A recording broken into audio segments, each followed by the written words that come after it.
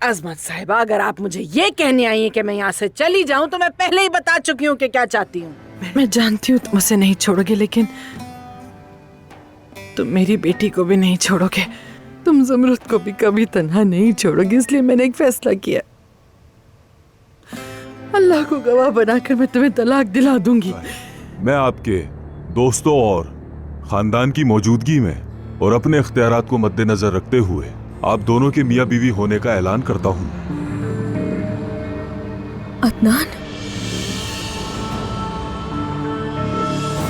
बास साहब शायद इसलिए घबराए हुए हैं क्योंकि वो सोच रहे हैं कि हम उस छोटी बच्ची को कहाँ छुपाएंगे। ऐसा है ना? तो ये बिल्कुल मसले वाली बात नहीं, मेरी बच्ची जाग गई है, यही मेरे लिए सबसे बड़ी बात है। मेरे दिल में ऐसा कुछ भी नहीं है ज़मरुद, तुम्हारी जगह कोई भी नहीं ले सकता।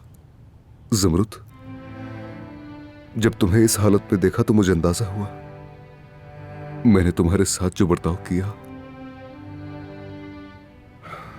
मैं इस तरह का जुल्म कैसे कर सकता हूं तुम्हारे साथ। आज से पहले कभी ऐसी औरत नहीं देखी जिसकी रगों में खून की जगह जहर दौड़ रहा है। भाड़ में जाओ।